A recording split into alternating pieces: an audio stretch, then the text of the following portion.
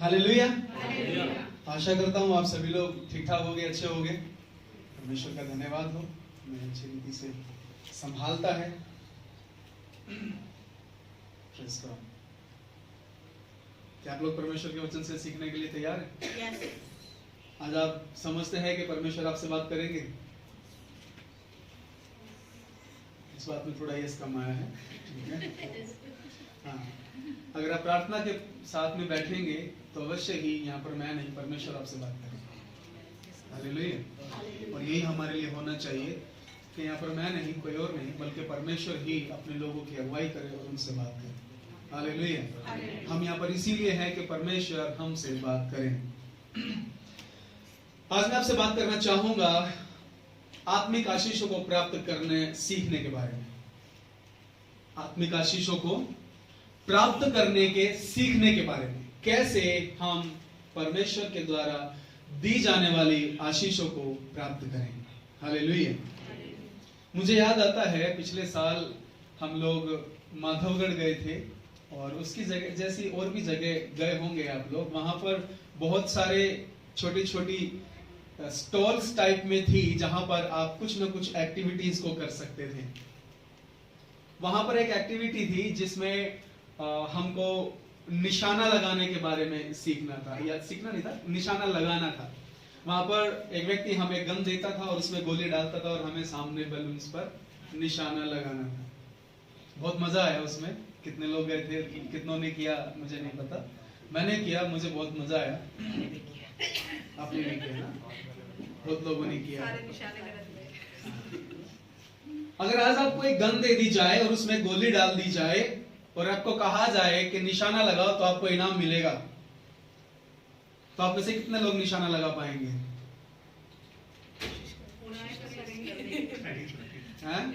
Try करेंगे, सभी लोग ट्राई करेंगे ना। पर सवाल ये है कि आपको ये नहीं बताया गया कि निशाना कहां लगाना है। फिर कहां लगाएंगे?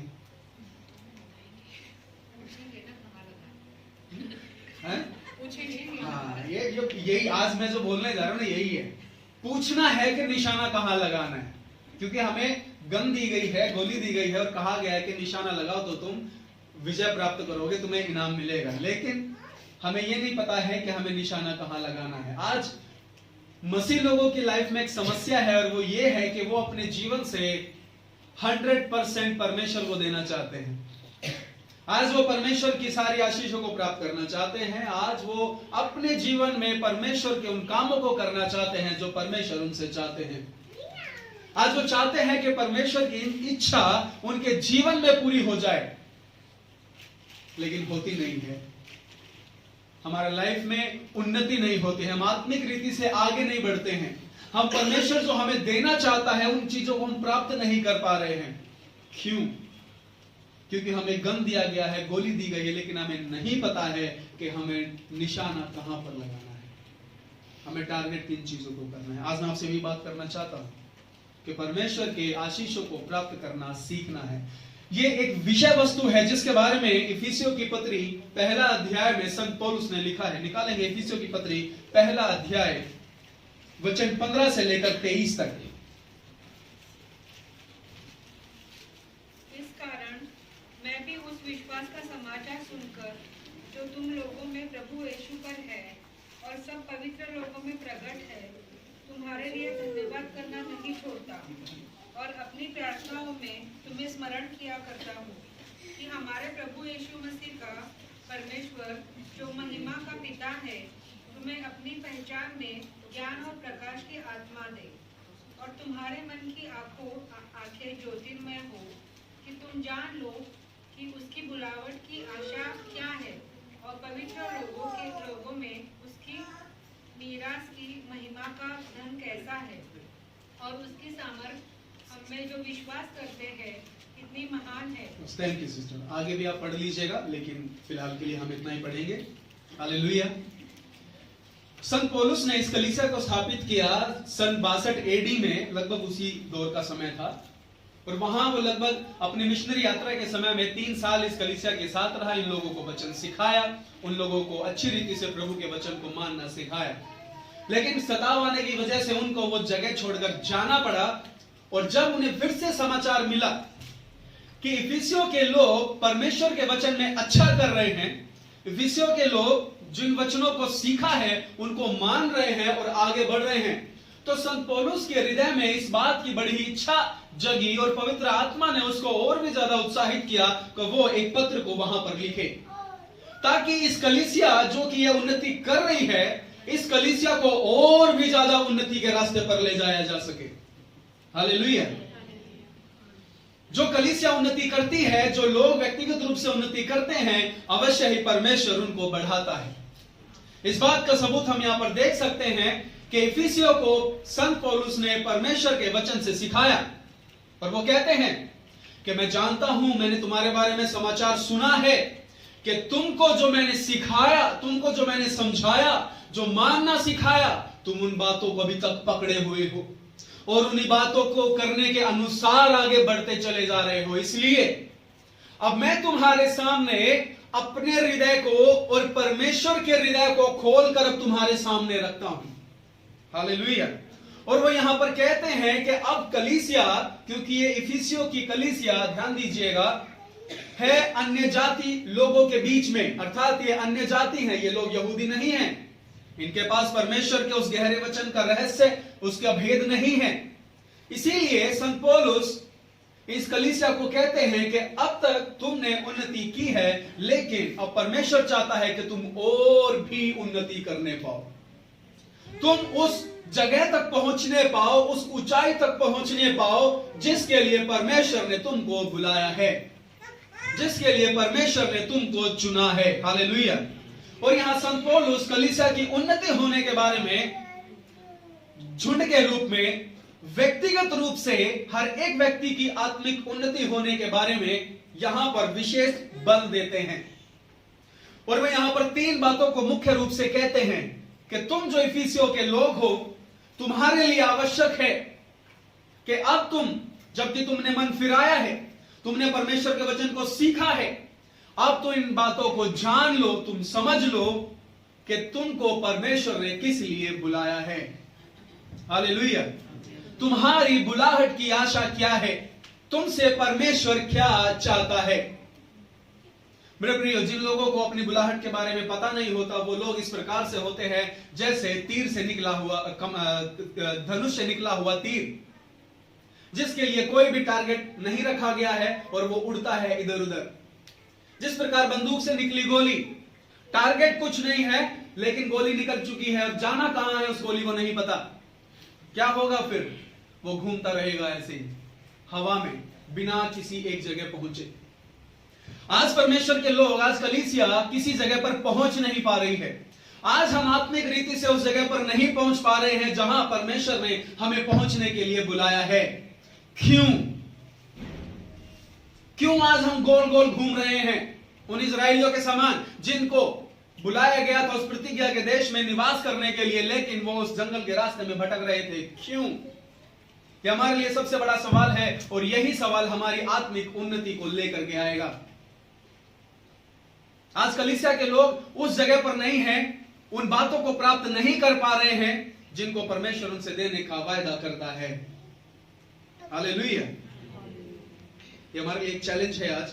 दूसरी बात जो संत पौलुस यहां पर कहते हैं, वो कहते हैं कि तुम इन बातों को जानो कलीसिया के रूप में कि परमेश्वर तुमको क्या देना चाहता है, परमेश्वर के पास में क्या क्या रखा हुआ है।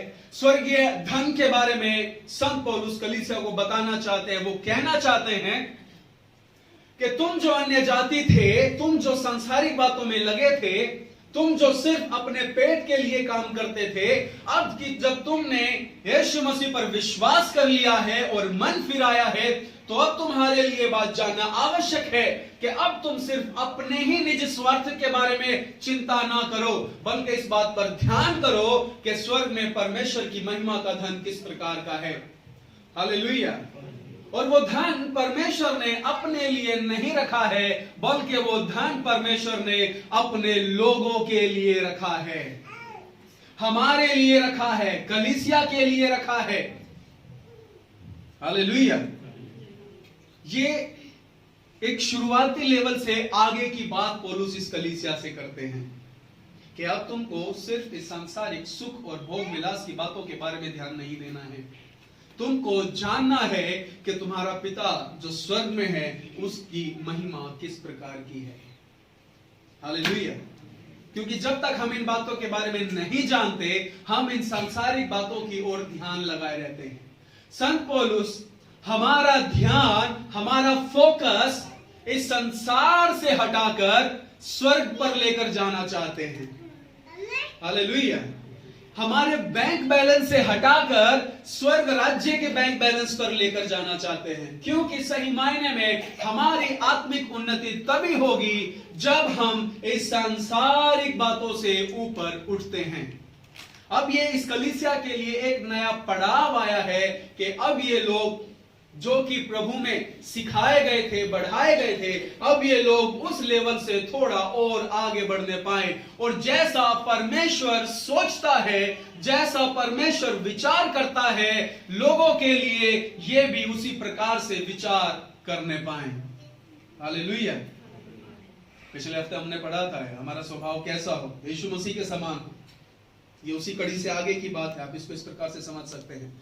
तीसरी बात जो यहां पर संत पौलुस विशेष रूप से कहना चाहते हैं कि कलीसिया की उन्नति हो, उसमें वो जोड़ते हैं, वो कहते हैं कि तुम जान लो कि जिस परमेश्वर पर तुम विश्वास करते हो उसकी सामर्थ्य कितनी महान है, उसकी सामर्थ्य कितनी बड़ी है।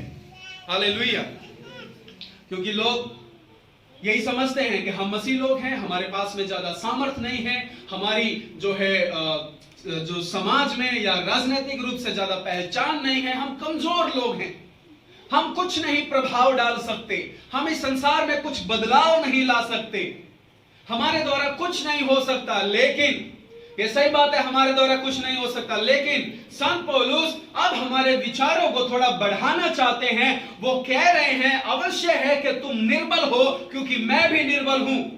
अवश्य है कि तुम कमजोर हो और तुम्हारे पास में वो ताकत नहीं है, लेकिन तुम्हारे अंदर जो है उसकी सामर्थ सबसे महान है। परमेश्वर की सामर्थ उसके विश्वास करने वाले लोगों के अंदर में है। हालेलुया। हम जानते हैं कि इस परमेश्वर ने पिछले समय में लाल समुद्र को दो भाग किया। हम जानते हैं कि इस परमेश्वर ने पिछले समय में मरे हुओं को जिलाया, जैसे कि लाजर। हम जानते हैं इस परमेश्वर ने बड़े बड़े कारनामों को अंजाम दिया है। लेकिन क्या आज वो परमेश्वर उन कामों को कर रहा है? आज उसकी सामर्थ कहां है? आज उसकी सामर्थ हमें दिखाई नहीं देती। लेकिन परमेश्वर का वचन संत पौलुस कलीसिया से कहता है कि उसकी सामर्थ आज भी वही है, और वो सामर्थ आज भी विद्यमान है, और वो विश्वास करने वाले लोगों के अंदर में विद्यमान है। हालेलुया।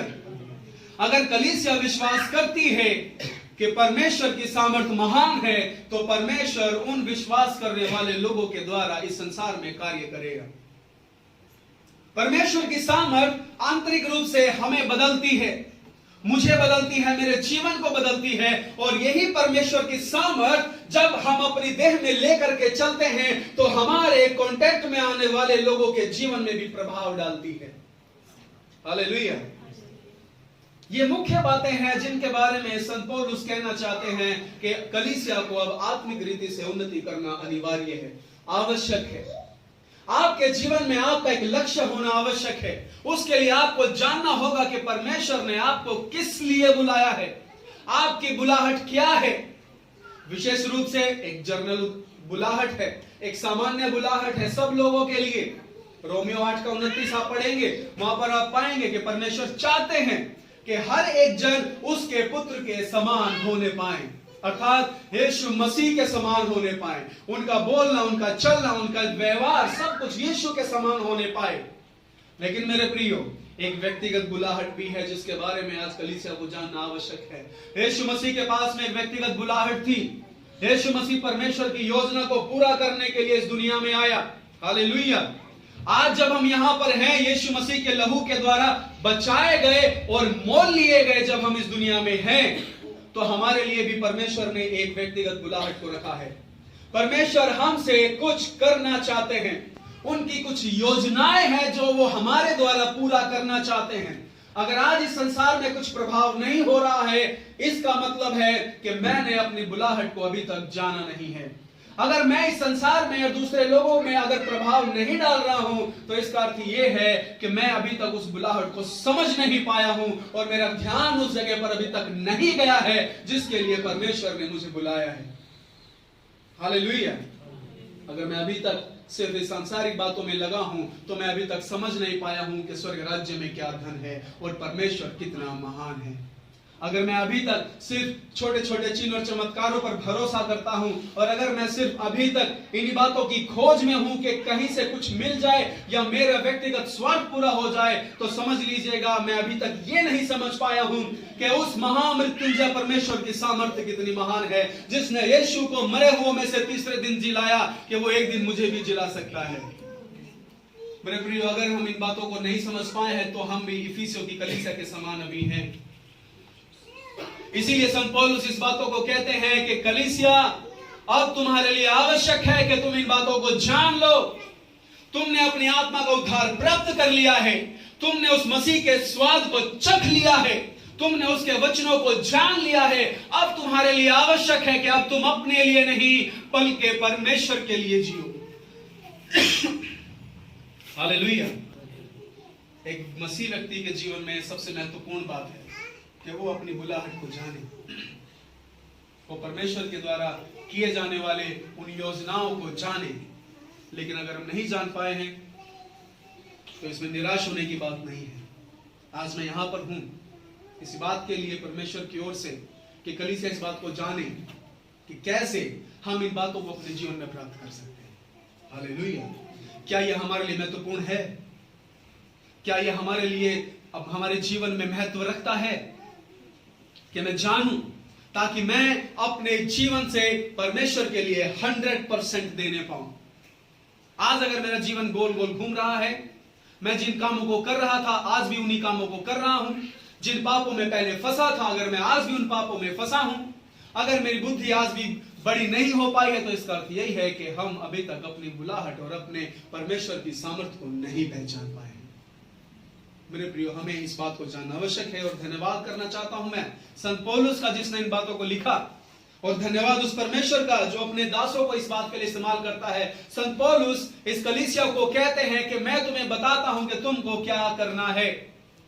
संत पौलुस उनको सबसे पहले कहते हैं कि मैं तुम्हारे लिए प्रार्थना करता हूं कि तुम अपनी बुलाहट को जानो, कि तुम अपने परमेश्वर को जानो। इसलिए मैं तुम्हारे लिए, इफिसियों की कलीसिया, आज इस जगह में खड़े होकर बैठकर प्रार्थना कर रहा हूं। संत पौलुस प्रार्थना को बहुत ही महत्व देते हैं। संत पौलुस जानते हैं कि प्रार्थना स्वर्ग के दरवाजों को खोलती है। संत पौलुस जानते हैं कि जितने लोग परमेश्वर के साथ प्रार्थना में आएंगे वो उसके साथ एक रिश्ता बन जाएंगे। संत पौलुस इस बात को जानते हैं, इसलिए वो कहते हैं कि मैं आज तुम्हारे लिए इन प्रार्थनाओं को करता हूं कि तुम इस बातों को जान पाओ, ताकि तुम्हारी आत्मिक उन्नति हो जाए। Hallelujah, hallelujah. प्रार्थना परमेश्वर के साथ में सिर्फ मांगना नहीं है, बल्कि उसके साथ में एक रिश्ते में आना है। प्रार्थना के द्वारा ही हम परमेश्वर की योजनाओं को अपने जीवन में मालूम कर सकते हैं। हर एक के लिए परमेश्वर के पास कुछ न कुछ योजनाएं हैं। आप यह मत समझिए कि मेरा जीवन इस संसार में व्यर्थ है और मैं किसी काम का नहीं हूं। बिल्कुल भी नहीं। हम इस संसार के लिए निकम्मे हो सकते हैं, लेकिन स्वर्ग के परमेश्वर के लिए हम बहुमूल्य हैं। आप अगर कुछ भी नहीं करते हैं, परमेश्वर के लिए आप बहुमूल्य हैं, क्योंकि उसने आपके लिए एक योजना को बना के रखा है। और अगर हमारे जीवन में परमेश्वर की वो योजना पूरी नहीं हो रही है, तो इसका अर्थ यह है कि हमने इस बात को अभी तक सीरियस लिया नहीं है, और इस बात के लिए हमने अभी तक प्रार्थना करना शुरू किया नहीं है। जिस दिन हम इस बात को अपने जीवन में महत्व देंगे, उस दिन अवश्य ही परमेश्वर हमारे लिए मार्गों को खोलेंगे। हालेलुया। ये बातें हमारे लिए बड़ी भयंकर और बहुत बड़ी जान पड़ती है। मुझे याद आता है यिर्मयाह 33:3 में इस प्रकार से लिखा है कि तू मुझसे प्रार्थना कर। पढ़िए यिर्मयाह 33:3, यिर्मयाह नबी की किताब उसका 33वां अध्याय वचन 3।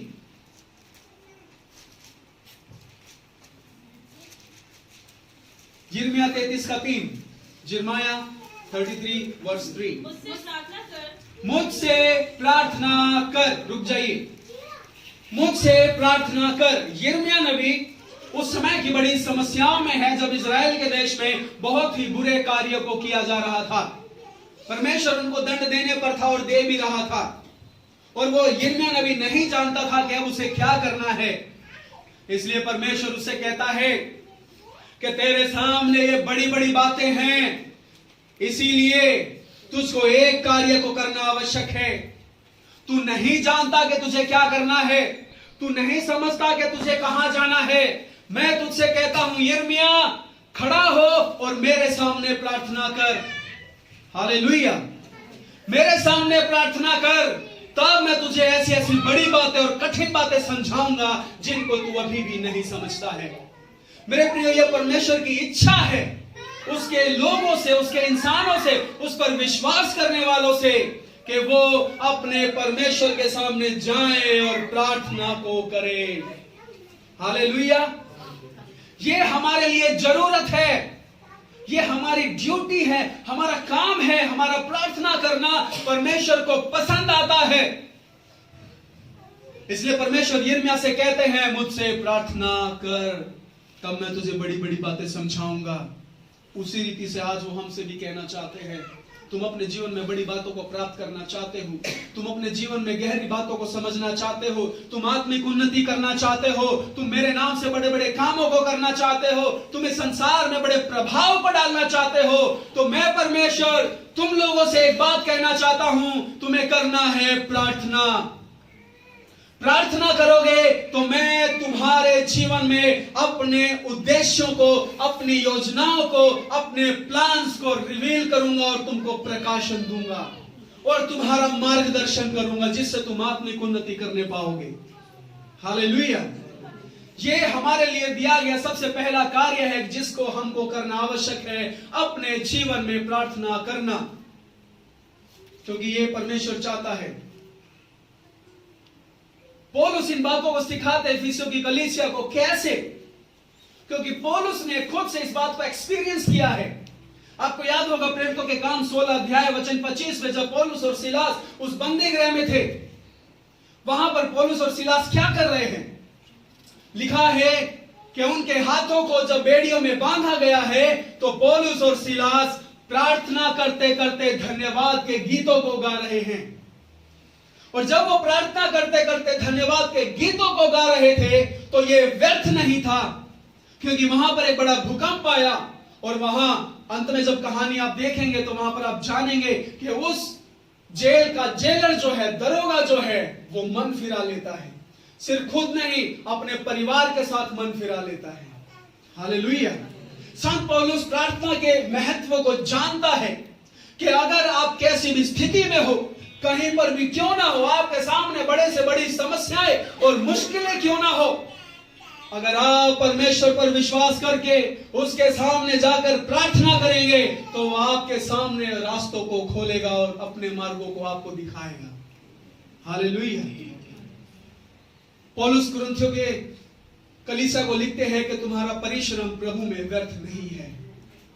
जो कुछ तुम परमेश्वर में परिश्रम कर रहे हो, जिन चीजों की तुम हानि उठा रहे हो, जिन चीजों के बारे में तुम कष्टों को सह रहे हो, यातनाओं को सह रहे हो, वो व्यर्थ नहीं है। उसका पूरा पूरा प्रतिफल दिया जाएगा, उसका पूरा पूरा बदला दिया जाएगा। हालेलुया। लेकिन इससे पहले हमको परमेश्वर के सामने अपनी प्रार्थनाओं को करना है। इससे पहले कि हमारे जीवन में आत्मिक उन्नति आए, आत्मिक जागृति आए इस संसार में और हम उसमें भागीदार हो, हमको अपने परमेश्वर के सामने जाकर प्रार्थना करना है और कहना है, प्रभु मैं यहां हूं, मुझे भी अपने उद्देश्यों में शामिल कर ले, मुझे भी अपने कार्यों में शामिल कर ले, अपनी योजनाओं को मुझ में भी शामिल कर दे। मैं भी तेरे कामों को इस संसार में करना चाहता हूं। मैं अपने जीवन को व्यर्थ में नहीं जीना चाहता। इस संसार की बातों में पढ़कर नहीं जीना चाहता, बल्कि मैं तेरे लिए खर्च होना चाहता हूं प्रभु। हालेलुया।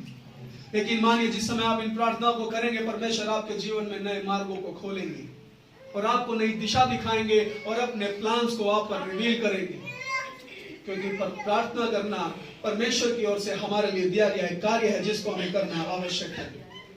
लेकिन आज कलीसिया को और कलीसिया के लोग अगर आत्मिक उन्नति नहीं पा रहे हैं, अगर प्रार्थना में नहीं जीवन जी रहे हैं, तो उसके लिए एक समस्या है, और वो ये है कि उन्होंने अपने प्रार्थना के समय को दूसरी चीजों से बदल डाला है। आज लोगों के पास विजन के नाम पर सिर्फ एक ही चीज है, वो है टेलीविजन।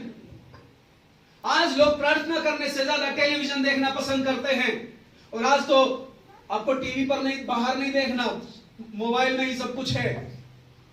घंटों घंटों मोबाइल देखना पसंद करते हैं, लेकिन थोड़ा समय अपने परमेश्वर से प्रार्थना करना उनको पसंद नहीं आता है। तो कैसे होगी आत्मिक उन्नति? आज हमारे लिए कलीसिया के लिए चैलेंज है, जो चैलेंज इस इफिसियों की कलीसिया के लिए था, और वो चैलेंज ये है कि क्या हम अपने समय को अपने परमेश्वर के लिए देना पसंद करेंगे?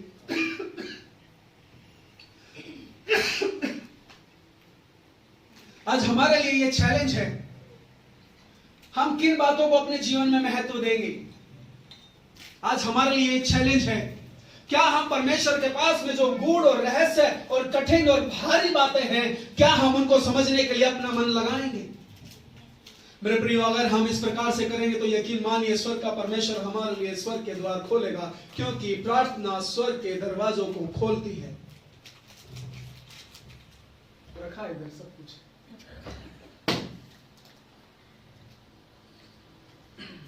शुक्रिया। प्रार्थना परमेश्वर के दरवाजों को खोलती है। प्रार्थना हमारे जीवन में हलचल करती है, और प्रार्थना ही है जो इस संसार में बड़ा बदलाव लेकर के आएगी। हालेलुया।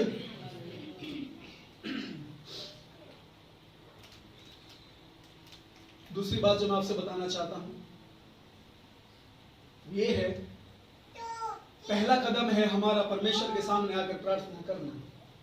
जिस समय हम विश्वास से परमेश्वर के सामने आकर के प्रार्थना का कदम उठाते हैं, परमेश्वर हमारे इस कदम को व्यर्थ नहीं जानते। परमेश्वर उस प्रार्थना में दिए गए समय को बहुत ही ज्यादा वैल्यू देते हैं, बहुत ही ज्यादा महत्व देते हैं। हम किस प्रकार से, कितने सैक्रिफाइस के साथ में प्रभु के सामने जाते हैं।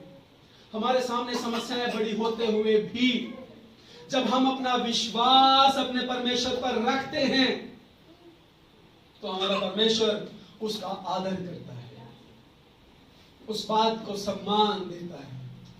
उसके लिए मायने नहीं रखता कि बड़ा है या छोटा है, समझदार है या ना समझ है। जो भी उसके सामने आकर प्रार्थना करता है, परमेश्वर उसको वैल्यू देता है। हालेलुया। जिस समय हम पर प्रभु के सामने आकर प्रार्थना करते हैं, हम परमेश्वर के लिए वैल्यूएबल बन जाते हैं। उसी के कदम में, उसी के प्रत्युत्तर में परमेश्वर हमें अपना पवित्र आत्मा देते हैं। संत पौलुस कहते हैं कि मेरी ये प्रार्थना है इफिसियों की कलीसिया तुम्हारे लिए, मैं प्रार्थना कर रहा हूं कि तुम आत्मिक उन्नति को प्राप्त कर लो। इसीलिए मैं चाहता हूं कि स्वर्ग का परमेश्वर तुमको अपने ज्ञान और अपने प्रकाश का आत्मा दे। हालेलुया। कौन सा आत्मा?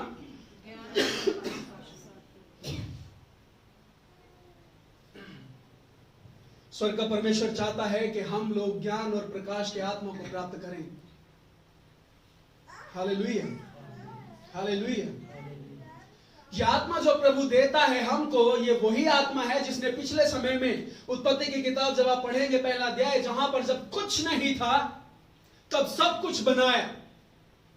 ये वही आत्मा है जब इस संसार की नींव ना पड़ी थी, इस पृथ्वी की नींव ना पड़ी थी, इस ब्रह्मांड की नींव ना पड़ी थी, तब इस पवित्र आत्मा के द्वारा सब कुछ रचाया गया।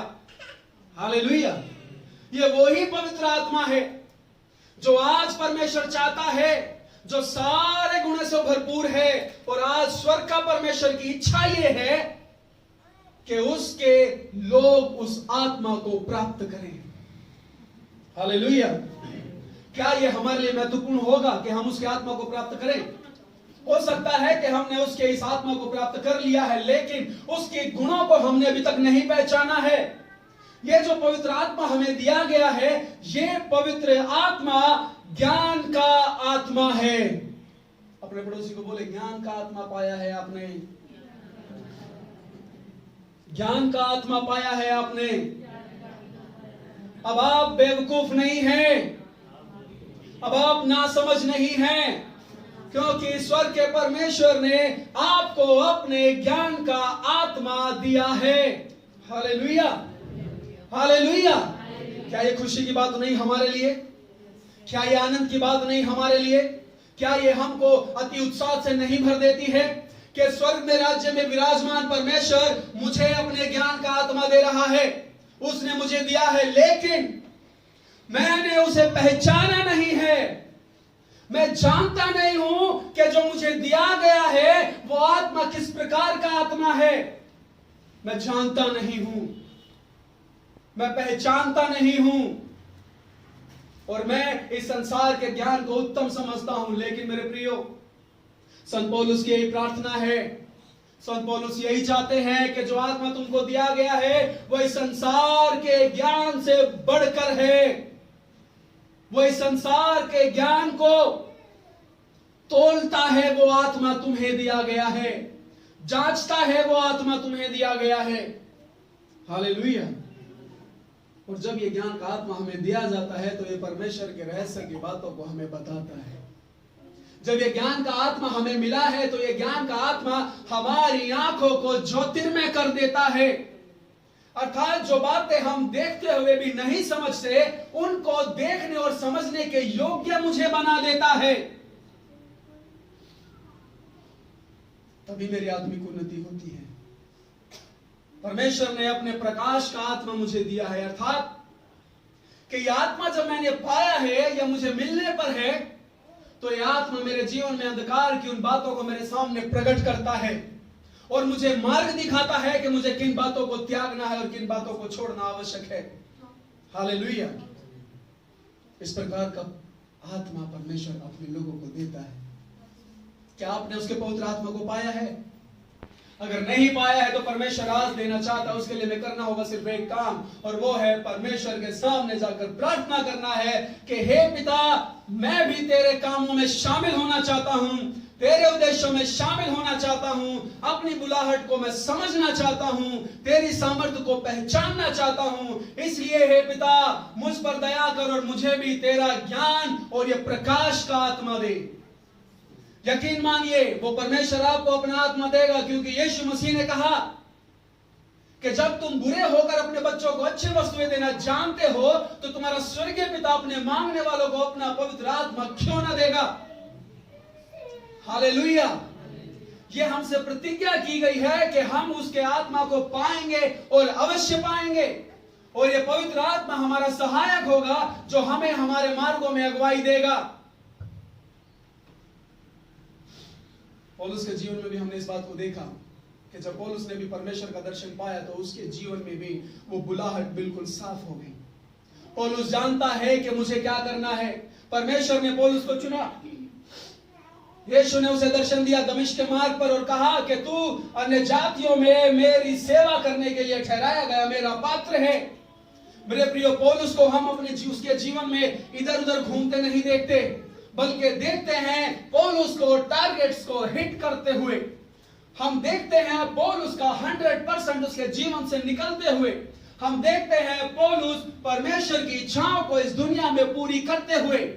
उसके पीछे सिर्फ एक ही कारण था कि पौलुस अपनी बुलाहट को जान गया था, पौलुस अपनी बुलाहट को समझ गया था, और इसीलिए यही पौलुस पवित्र आत्मा की अगुवाई से आज कलीसिया को कहता है कि जैसे मैं मसीह की चाल चलता हूं तुम भी मसीह की चाल चलो। अर्थात जैसे मैं अपनी बुलाहट को समझ गया कलीसिया, और मेरी आत्मिक उन्नति होती है और इस संसार में मैं बड़े प्रभाव को डाल रहा हूं, वैसे ही कलीसिया तुमको भी चाहिए कि तुम भी अपनी बुलाहट को जानो और समझो, ताकि तुम भी संसार में परमेश्वर की इच्छा को पूरा करो और एक बड़े प्रभाव को लेकर के आ जाओ। हालेलुया। इसलिए परमेश्वर ने मुझे चुना है, लेकिन हमें काम को करना है। और वो ये है कि जब पवित्र आत्मा हमें दिया जाता है तो उसके सामने समर्पण करना है। पवित्र आत्मा जब हमें कुछ करने के लिए कहता है तो हमें उस बातों को मान लेना है। हालेलुया। पौलुस चाहते तो बता सकते थे उस इफिसियों की कलीसिया को कि उनको क्या करना है और उनके क्या क्या गुण हैं और उनको किन बातों में परमेश्वर ने वरदानों से भरा है और उनको क्या करना है, लेकिन पौलुस ने ऐसा नहीं किया।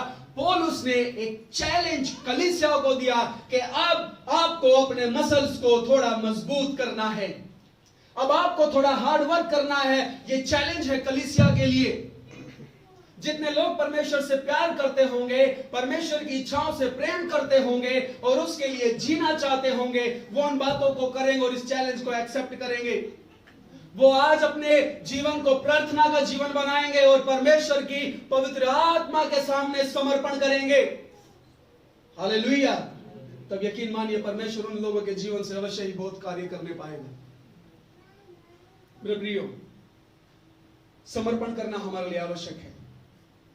जब परमेश्वर का आत्मा हमसे कुछ बोलेगा तो उसकी बातों को मानना हमारे लिए आवश्यक है, क्योंकि जब हम उसके सामने समर्पण नहीं करेंगे, उसकी बातों को अपने जीवन में वैल्यू नहीं देंगे, तो परमेश्वर का आत्मा पूरी रीति से हमारे जीवन में कार्य नहीं कर पाएगा। हम चाहते हुए भी अपने जीवन में आत्मिक उन्नति को प्राप्त नहीं कर पाएंगे, चाहे फिर हम सालों साल क्यों ना कलीसिया के सदस्य बन जाएं। हालेलुया। इसलिए हमारे लिए आवश्यक है कि पौलुस के द्वारा दिए गए इस चैलेंज को हम एक्सेप्ट करें। इफिसियों की कलीसिया ने इस चैलेंज को एक्सेप्ट किया। हाँ पौलुस, जो तू कहता है इस काम को हम भी करेंगे। तू हमारे लिए प्रार्थना करता है, हम अपने लिए भी प्रार्थना करेंगे, अपने भाइयों के लिए, अपनी बहनों के लिए भी प्रार्थना करेंगे। पौलुस, तू जो कहता है कि इस आत्मा को पाओ, ये तुम्हें ज्ञान और प्रकाश देगा ताकि तुम चीजों को देखने और समझने पाओ और तुम्हें किस दिशा में आगे बढ़ना है उसमें बढ़ने पाओ। तो पौलुस, हम इस चीज को एक्सेप्ट करते हैं और हम भी उस आत्मा को प्राप्त करेंगे और उस आत्मा के सामने समर्पण हो जाएंगे, समर्पित हो जाएंगे और परमेश्वर की इच्छा को अपने जीवन में अवश्य ही लागू करने पाएंगे। हालेलुया। हालेलुया। कलीसिया, इफिसियों की कलीसिया ने इन कामों को किया क्योंकि पौलुस ने उन्हें सिखाया। आज पौलुस हमें भी सिखा रहा है, हमें भी बता रहा है कि हमको आत्मिक उन्नति करना आवश्यक है। जिस जगह पर हम हैं वहां पर आज हमें रहने की जरूरत नहीं है। परमेश्वर हमको उठाने के लिए आया है।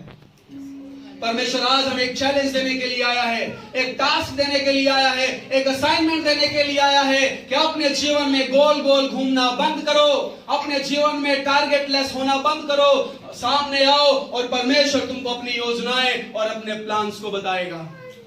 क्या हम इस चैलेंज को एक्सेप्ट करेंगे? क्या हम इन बातों को मानेंगे?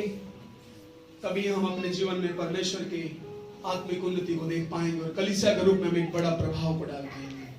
परमेश्वर आपको आशीष करे।